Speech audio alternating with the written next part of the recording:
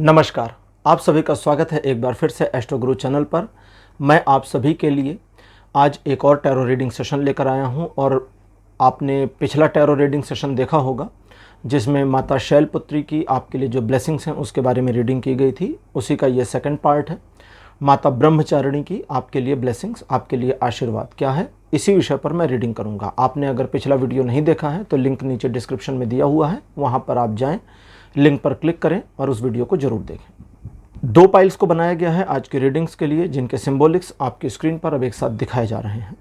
रुद्राक्षमाला pile number 1 और कमंडल pile number 2, ये दोनों चीज़ें माता ब्रह्मचारिणी के हाथ में होती हैं। रुद्राक्षमाला भी वे धारण करती हैं और कमंडल भी रखती हैं, इसीलिए इन दोनों को आज के पाइल के सिंबॉलिक के रूप में इस्तेमाल किया गया है। दोनों में से जो आपको अच्छा लगे, एक आकर्षण दे, उसे अपनी पाइल का सिंबॉलिक मानिए और अकॉर्डिंगली आज की रीडिंग को देखिए, ये आपके साथ रेजोनेट करेगी। ये रीडिंग हालांकि नवरात्र को ध्यान में रखकर माता के 9 रूपों पर की जा रही है, लेकिन मैं आपको बता दूं कि ये जनरल रीडिंग है और टाइमलेस रीडिंग है, तो आप इसको जब से देख रहे हैं ये वहाँ से आपके साथ रेजोनेट करना शुरू कर देगी।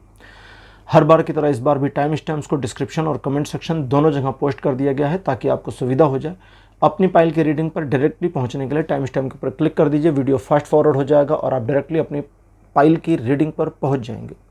जो लोग आज मुझसे पहली बार जुड़े हैं उनका मैं एस्ट्रो गुरु चैनल पर बहुत बहुत स्वागत करता हूं। आप सभी इस चैनल को सब्सक्राइब जरूर करिए, बेल आइकन को भी प्रेस करिए, क्योंकि जब आप बेल आइकन प्रेस करते हैं तो नए वीडियोस की नोटिफिकेशन आपके फ़ोन पर आनी शुरू हो जाती है। और मेरे रेगुलर व्यूवर्स और सब्सक्राइबर्स, आप सभी के सहयोग और प्यार के लिए बहुत बहुत आभार। आगे बढ़ने से पहले आपको बता दूं कि मैं एक प्रोफेशनल एस्ट्रोलॉजर, एक प्रोफेशनल टैरो रीडर भी हूं। तो आपकी स्क्रीन पर ये नंबर जो आ रहा है, इसके ऊपर आप संपर्क कर सकते हैं अगर आपको अपने लिए एक पर्सनल टैरो रीडिंग सेशन चाहिए या अपनी कुंडली आप मुझे दिखाना चाहते हैं। ये व्हाट्सअप नंबर है, तो इस पर आपको कॉल नहीं करना है, इस पर मैसेज करिए। मैसेज के थ्रू सारी इन्फॉर्मेशन मेरी टीम मेंबर आपको प्रोवाइड करेगी और आपकी हेल्प करेगी मेरे साथ आपके सेशन को बुक करने में। तो चलिए आज की रीडिंग को शुरू करते हैं और आपकी पाइल में मिलते हैं।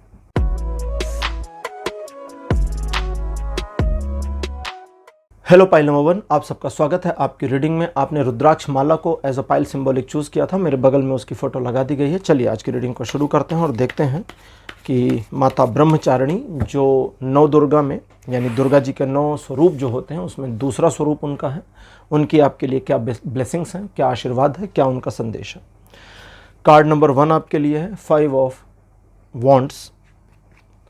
सेकेंड पोजीशन पर आपके लिए है द एम्प्रेस। कार्ड नंबर 3 आपके लिए है 7 ऑफ सोर्ड्स और फोर्थ पोजीशन पर द हायरोफेंट। अंतिम कार्ड आपके लिए जो अपीयर हुआ है यह है द मैजिशियन।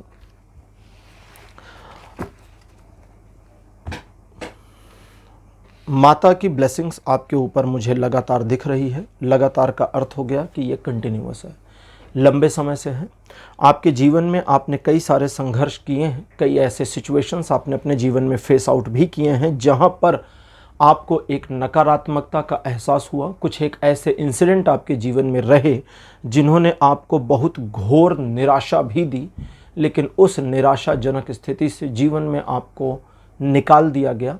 तो एक तरह से उनकी ब्लेसिंग्स ही हैं जिसकी वजह से आप सिचुएशन से बाहर आए। न सिर्फ बाहर आए बल्कि आपने अपने आप को बहुत बेहतर भी मेंटेन किया।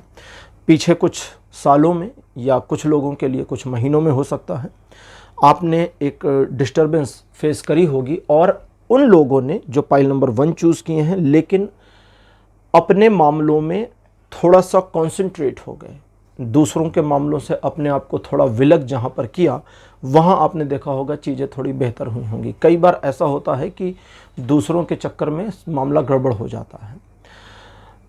दूसरे लोगों की मदद करना, दूसरे लोगों को सहयोग देना, दूसरे लोगों को सपोर्ट करना बहुत ज़रूरी चीज़ है। ये हमेशा हम लोगों को करना चाहिए, लेकिन हमारे जीवन के कुछ ऐसे मामले होते हैं जिसमें हमें पर्सनलाइज होना ही पड़ता है। तो वो होइए, देवी की कृपा आपके ऊपर 100% बनी है, जिसकी वजह से आप अगले 1 साल में, चूंकि ये जनरल और टाइमलेस रीडिंग है, तो जब आप इस रीडिंग को पहली बार देख रहे हैं यहाँ से टाइमलाइन को कैलकुलेट करिए। अगले 1 साल में आप 2 मामलों में अचीवमेंट हासिल कर पाएंगे। सबसे पहला, किसी एक बहुत मुश्किल कार्य को कर ले जाएं और न सिर्फ कर ले जाएं बल्कि बहुत सम्यकता के साथ कर ले जाएं, जिस पर आपको भी गर्व हो और जो सुने वो भी आपको शाबाशी दे, एडमायर करे। दूसरा, किसी ऐसी सिचुएशन को जिसे आपने अभी तक हैंडल नहीं किया है, उसे भी आसानी से हैंडल कर ले जाएंगे और सिचुएशन को अपने फेवर में मोड़ लाने में कामयाब रहेंगे। तो ये दो चीज़ें आपके साथ होने वाली हैं आने वाले भविष्य में। अब आज की ओरेकल डेक लेते हैं और देखते हैं देवी की आगे की क्या इन्फॉर्मेशन देवी से आपके लिए आ रही है। आज की हमारी ओरेकल डेक है ओरेकल ऑफ द योगिनी।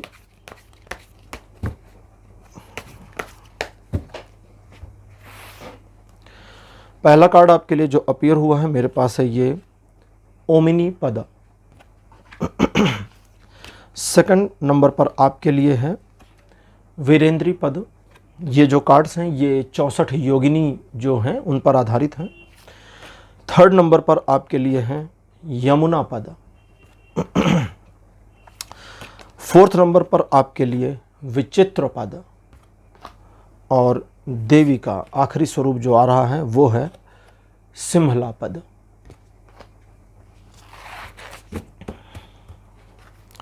तो योगिनी ओरेकल जो है इससे भी आपके लिए 5 कार्ड्स अपीयर हो चुके हैं। अब हम चीज़ों को थोड़ा समझेंगे।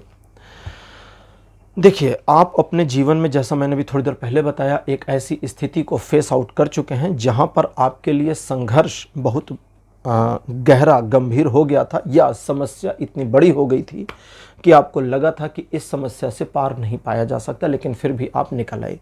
उनकी एक इनविजिबल ब्लेसिंग्स आपके साथ चलती रहती हैं। जैसे आपने महसूस किया होगा कि जब आपको नीड होती है, आवश्यकता होती है, कितनी भी सिचुएशन डिस्टर्बिंग क्यों ना हो जीवन में, आप अपने आप को एक ऐसे कॉन्फिडेंस, एक ऐसे मोटिवेशन में पाते हैं जो आपके भीतर से कहीं से आता है और जिसे आप ठीक से समझा नहीं सकते, जिसे ठीक से आप एक्सप्लेन नहीं कर सकते।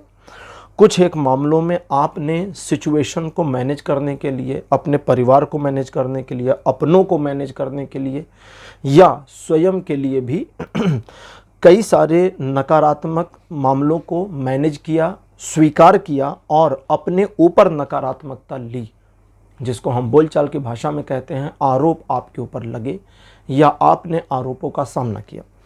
आरोप सही थे, गलत थे, इसके फेर में नहीं जाना, लेकिन उन सभी से आप मुक्त हुए। न सिर्फ मुक्त हुए बल्कि आपने अपने आप को इस तरीके से मैनेज भी किया जहां पर आपको समझ में आया कि अब आप अगर अपने आप को नहीं देखेंगे तो गड़बड़ हो जाएगी।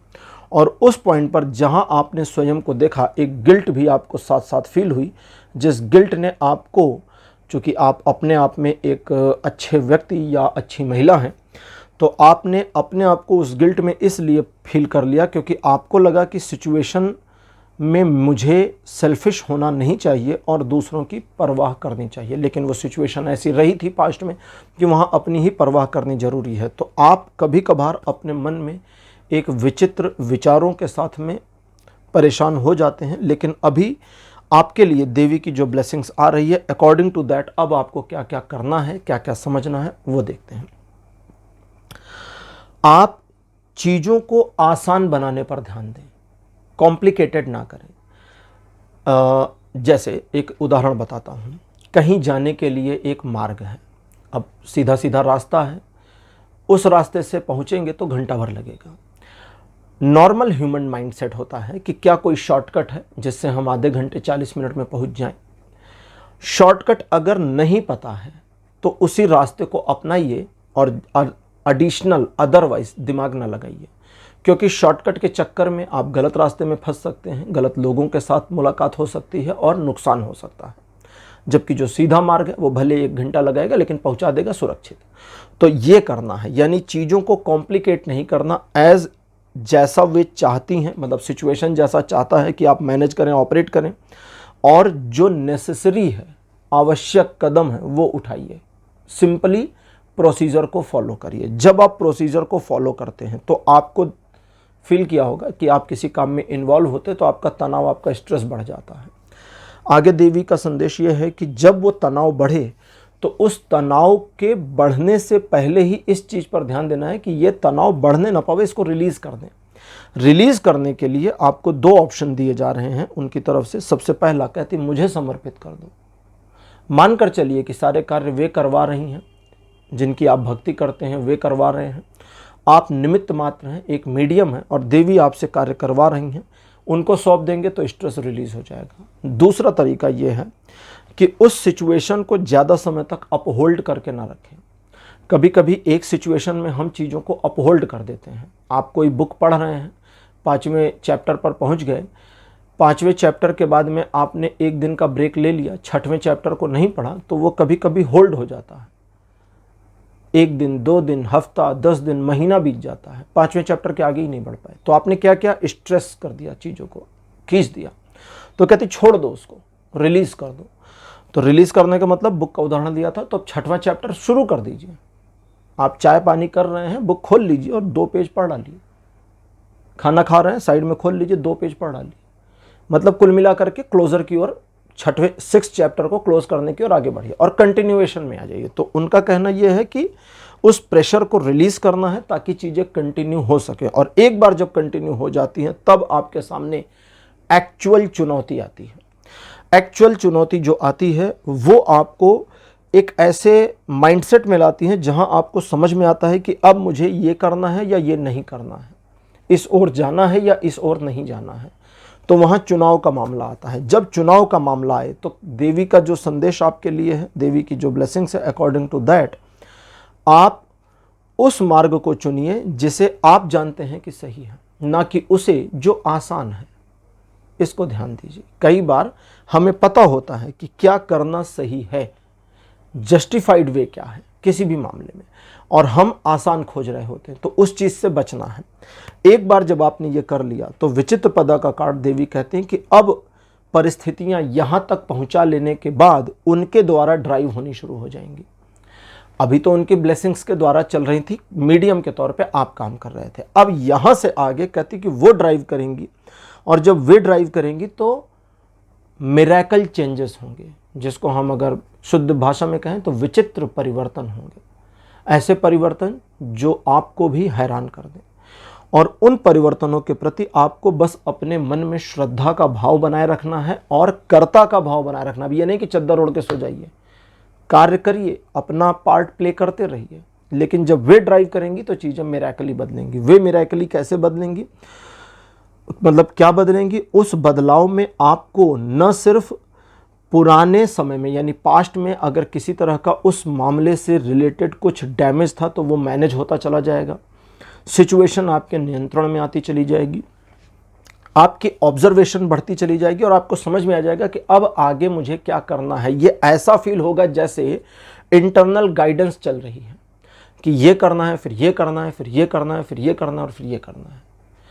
सब कुछ होने के बाद आपको लगेगा कि ये कार्य मुझसे करवा दिया गया, किसी ने करवा दिया। इस पूरे मामले में, इस पूरे प्रकरण में जब आप उस मिरेकल के लेवल तक पहुंचेंगे तो आप देखेंगे कि आपके अंदर से बचपना कम हो गया, ख़त्म हो गया उस पर्टिकुलर पॉइंट पर, उस पर्टिकुलर काम के लिए, और आप एक सीरियस पर्सन की तरह अपने काम में जुटी हैं। आउटपुट आपको पता है कि क्या आना है। आपको जब रिज़ल्ट पता होता है कि क्या निकलना है, और रिज़ल्ट के पहले आपको ये पता होता है कि मुझे बस इतना करना है और वो रिज़ल्ट आ जाएगा, ठीक है। एक सीटी लगानी है और चावल पक जाएगा। जब ये पता होता है तो चीज़ें आसान हो जाती हैं। लेकिन एक सीटी से ज़्यादा अगर लग जाए, यानी कि सीरियसनेस ना रखी जाए, 2 लग जाए तो वो चावल ख़राब हो जाएगा। आधा हो, यानी सीटी लगने से पहले आप गैस बंद कर दें तो फिर वो अध पका यानी कच्चा रह जाएगा। तो कम और ज़्यादा दोनों नुकसानदेह होंगे, एग्जैक्ट पॉइंट पर होना चाहिए। तो यहाँ पर वो कहते हैं कि चीज़ें जब आसान होनी शुरू हो जाएंगी तो अपने कर्म को करते रहें, और उस कर्म को करें जो आपको समझ में आ रहा है, जो आप अंडरस्टूड कर रहे हैं कि इस पर्टिकुलर पॉइंट पर मुझे ये करना चाहिए। 1 साल में मैंने आपको कहा कि आप कुछ ऐसा अचीव कर लेंगे जो अभी आपके टारगेट में नहीं है, या आने वाले समय में आप टारगेट बनाते हैं। ऐसा नहीं है कि यहाँ जो रीडिंग आप देख रहे हैं यहाँ से 1 साल में एग्जैक्टली कुछ अचीव हो जाएगा, नहीं। आप एक टारगेट बनाएं, टारगेट बनाने के बाद में आप उसको समर्पित करें देवी को कि माता जी ये मेरा टारगेट है, इसे अचीव करना है, मुझे प्रेरणा दीजिए, शक्ति दीजिए, विश्वास दीजिए, करो, काम शुरू करिए, वो हो जाएगा अचीव। इस तरह से आपको काम करना है। और एक मुश्किल कार्य जो बीच में आएगा वो अपने आप आएगा, उसमें आपको कुछ करना नहीं, वो अपने आप आएगा, वो आप मैनेज कर लेंगे बहुत बढ़िया तरीके से। तो इस तरह से चीज़ों को बेहतर करना है। यहाँ अदरवाइज़ कोई सजेशन नहीं है, किसी तरह का कोई उपाय, कोई रेमेडी नहीं आया है, इसलिए उसको नहीं बता रहा। हाँ, एक चीज़ ज़रूर है, वो ये है कि आप इसको मैं एक बारी चेक कर लूँ, कंफर्मेशन ले लूँ। ठीक है,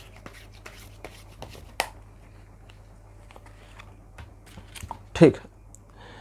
एक चीज़ ज़रूर है और वो ये है कि आप अपने साथ ग्रीन कलर की कोई चीज़ ज़रूर रखें। कोई भी चीज़ कर लें आप, एक ऐसी हैंकी ले लें जो ग्रीन कलर की हो, या पेन ले लें जो ग्रीन कलर की हो, या कोई ऐसी पेन ले लें जिसकी कैप ग्रीन कलर की हो, या ग्रीन कलर की इंक चलने वाली पेन ले लें उस तरह का। या नहीं लेना चाहते, कुछ भी नहीं लेना चाहते, तो ग्रीन कलर का एक पेपर ले लें जिसे अपनी पर्स में डाल लें और अपने साथ रखें। ठीक है, इसका आप ध्यान रखें। तो पाइल नंबर 1 रीडिंग यहीं आपकी कंप्लीट हो रही है। आज की रीडिंग आपको कैसी लगी, अपने एक्सपीरियंस, अपने अनुभव कमेंट सेक्शन में जरूर लिखिएगा। इस वीडियो को लाइक करिए, शेयर करिए और चैनल को सब्सक्राइब करना मत भूलिएगा। अगले वीडियो में आपसे फिर मिलूंगा। Bye bye.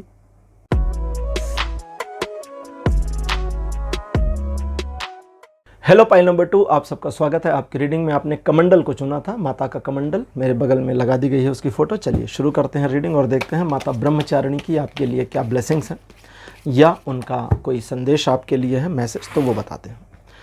पहला कार्ड आपके लिए appear, wheel of Fortune. Second position पर आपके लिए 6 ऑफ कप्स। कार्ड नंबर 3 आपके लिए है द हेर्मिट। फोर्थ पोजीशन पर द स्टार। और लास्ट कार्ड आपके लिए है 4 ऑफ कप्स।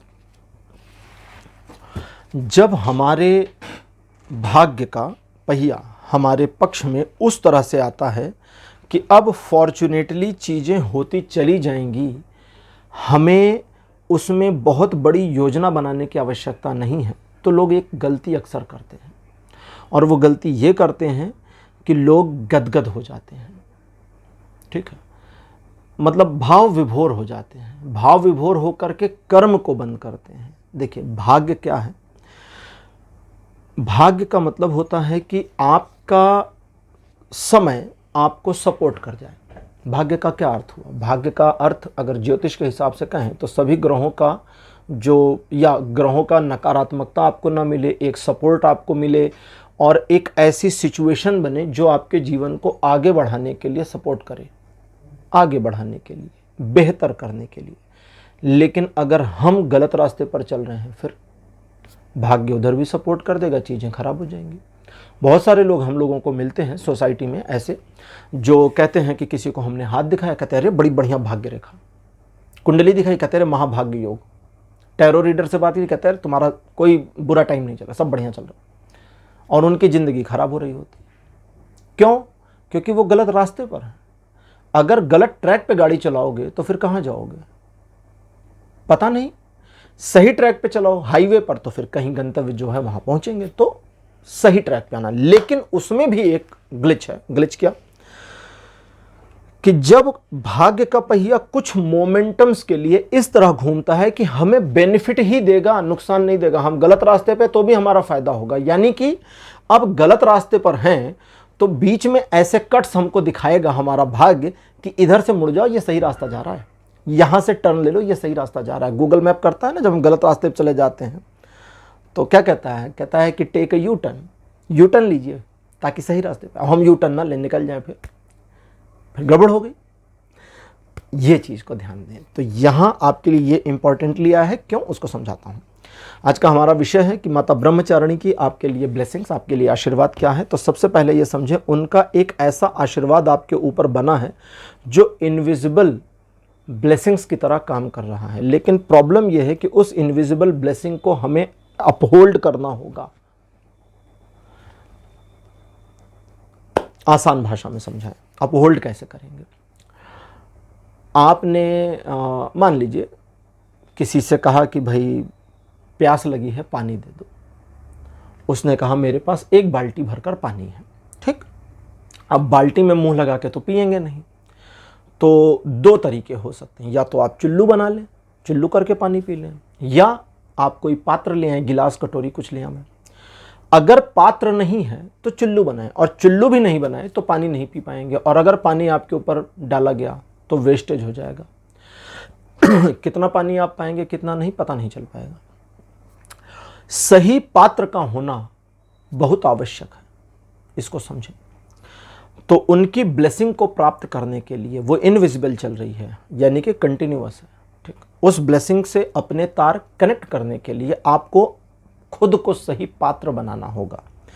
आपके लिए मैसेज आ रहा है, आज आपके लिए संदेश आ रहा है कि आप कोशिश करें कि डेली बेसिस पर दिन का कुछ हिस्सा अकेले अपने साथ बिताया करें। मोबाइल फ़ोन हाथ में लेके स्क्रॉल करते हुए नहीं, सारे गैजेट्स रख दें, शांत बैठ जाएं, अपने साथ बैठिए थोड़ी देर के लिए, 2 मिनट 5 मिनट से शुरुआत करिए।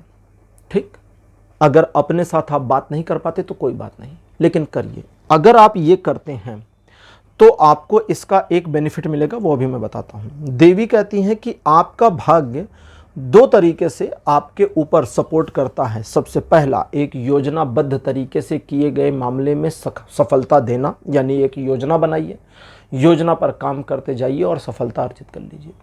दूसरा, बीच बीच में वे पिटफॉल्स देती हैं। पिटफॉल्स मतलब इसको ऐसा समझें, बीच बीच में छोटे छोटे समय अंतराल देती हैं। समय अंतराल समझें, ऐसे समय अंतराल देती हैं जब आपका भाग्य फॉर्चुनेटली आपको सपोर्ट करता है, पॉजिटिविटी में ही, कोई नेगेटिविटी नहीं है। वही मैंने बताया ना, हाईवे पर आप जा रहे हैं, गलत हाईवे पर, तो बीच बीच में कट आ रहा है सही रास्ते पर, इधर चलो इधर चलो इधर चलो, आप सीधा निकलते चले जाओगे तो पता नहीं कहाँ पहुँच जाओगे, कहीं भी नहीं पहुँचोगे। आगे रास्ता बंद होगा तो गाड़ी टकरा जाएगी, धड़ाम। आपके जीवन को बैलेंस करने के लिए, आपकी लाइफ स्टाइल को बैलेंस करने के लिए, आपके अपने व्यक्तित्व में एक हाइट, एक उठान, एक उफान लाने के लिए, व्यक्तित्व बनाने के लिए, और आपको वर्तमान या आपकी जो सिचुएशन नेगेटिव है वहां से ऊपर उठाने के लिए वे बीच में समय अंतराल देती रहती हैं। उसे आपको पकड़ना है, नहीं पकड़ेंगे तो चला जाएगा। उसे पकड़ेंगे कैसे? आपको पता कैसे चलेगा कि कौन सा समय अंतराल मेरे काम का है, मुझे क्या पकड़ना क्या नहीं पकड़ना? क्योंकि समय तो भाग रहा है, पता नहीं क्या क्या आ रहा है। उसी को पकड़ने के लिए वो कहती है कि अपने साथ बैठो, थोड़ा समय बिताओ दिन का अपने साथ। 5 मिनट से शुरू करो, इसे 10 और 15 मिनट तक लेके जाना है। अगर ये कर लिया तो सब मिल जाएगा। आगे बताने से पहले ये कार्ड कहता है कि ओरेकल डेक ले लेते हैं। आज की हमारी ओरेकल डेक है ओरेकल ऑफ द योगिनीज। तो जो 64 योगिनी होती हैं उनसे संबंधित ये डेक है। इस डेक में 64 योगिनी हैं। पहला कार्ड आपके लिए, वो उसको नहीं आना, ये वाला आएगा। पहला कार्ड आपके लिए विचित्र पद, ये आपके लिए पहला कार्ड है। सेकंड आपके लिए है कौमारी पद। कार्ड नंबर 3 आपके लिए है डिम्बारा पद। 4th नंबर पर आपके लिए है सिंहमुखी पद। और अंतिम कार्ड आपके लिए देवी का जो आ रहा है ये है भैरवी पद। तो 5 कार्ड्स आपके लिए आ गए हैं योगिनी ओरेकल से।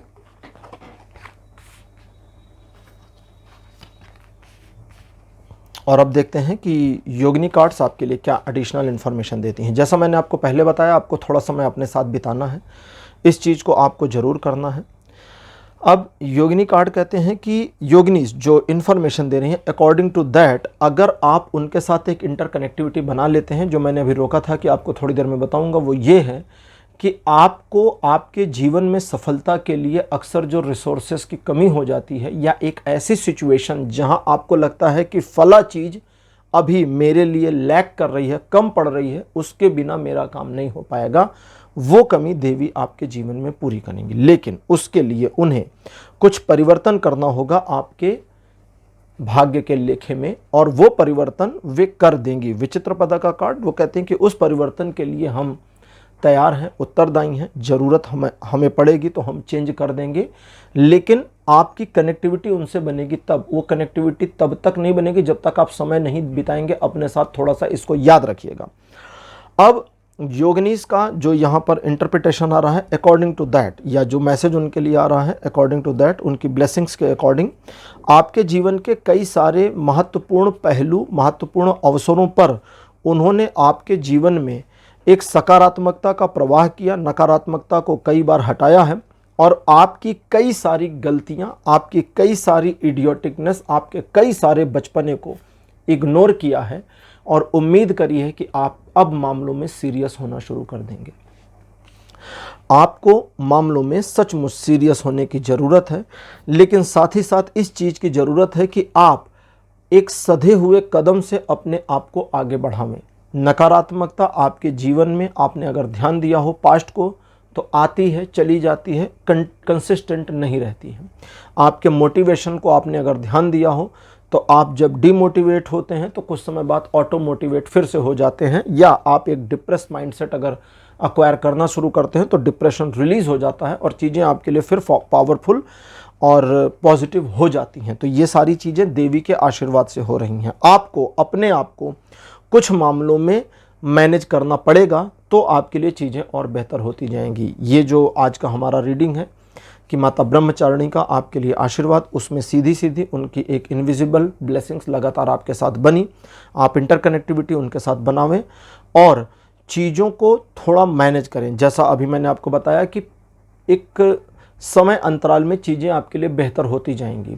उसके अलावा भी देवी कहती हैं कि भाग्य के चक्र का सपोर्ट करना पॉजिटिवली आपके जीवन का एक हिस्सा है। यानी ये समझे तो आपकी किस्मत का लेखा है कि आपकी किस्मत आपको सपोर्ट करेगी, वो भी पॉजिटिवली, लेकिन उसके लिए आपको योजनाबद्ध तरीके से कार्य करना होगा। योजना बनाने में उनका सहयोग आपको चाहिए होगा। जब आपकी कनेक्टिविटी बनेगी तो उनका सहयोग भी आपको मिलेगा। आने वाले समय में आपके जीवन में चीज़ें बेहतर होंगी, अच्छी होंगी। कई सारी मुश्किलों से आप उबर जाएंगे, निकल जाएंगे और अपने जीवन को एक बेहतर स्थिति में पाएंगे। कुछ एक मामलों में जहां आपके शत्रु आपको लगातार परेशान कर रहे हैं और या उन्होंने चीज़ों को नकारात्मक बना दिया है, कुछ मामलों में आपकी संपत्ति या आपकी वस्तु को हड़प लिया है, तो उनसे भी आपको छुटकारा मिलने का कार्य होगा। न सिर्फ ये, बल्कि जो संपत्तियां आपकी गई हैं उससे बेहतर, उससे ज़्यादा कई गुना आप बना ले जाएंगे। ये देवी की ब्लेसिंग्स का हिस्सा है। अब